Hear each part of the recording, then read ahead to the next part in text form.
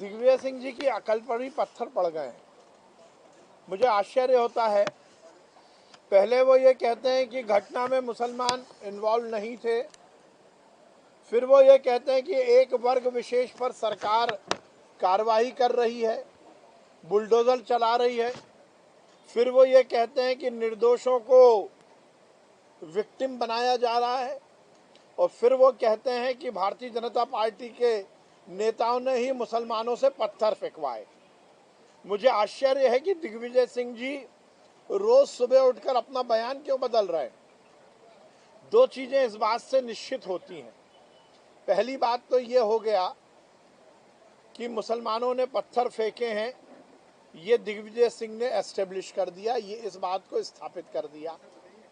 दूसरी बात ये है कि दिग्विजय सिंह ये भी मानते हैं और ये कह रहे हैं कि मुसलमान बिकाऊ है।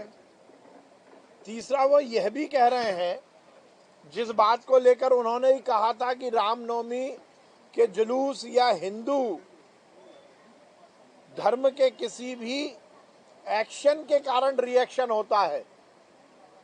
हर समय दिग्विजय सिंह और कांग्रेस के नेताओं ने यही बात कही है कि हिंदू लोग एक्शन करते हैं, उसका रिएक्शन मुसलमान कर देते हैं।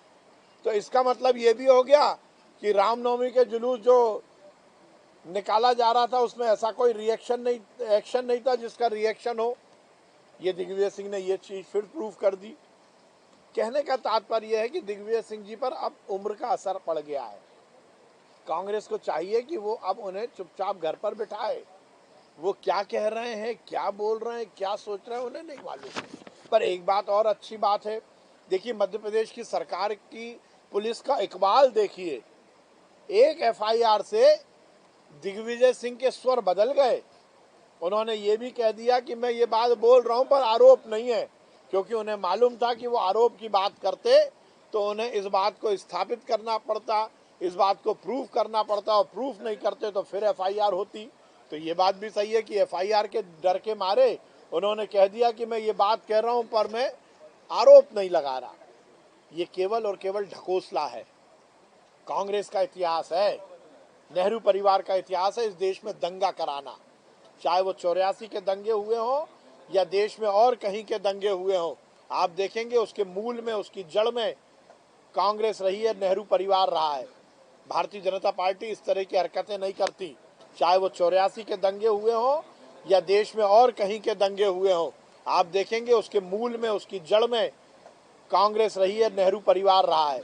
भारतीय जनता पार्टी इस तरह की हरकतें नहीं करती।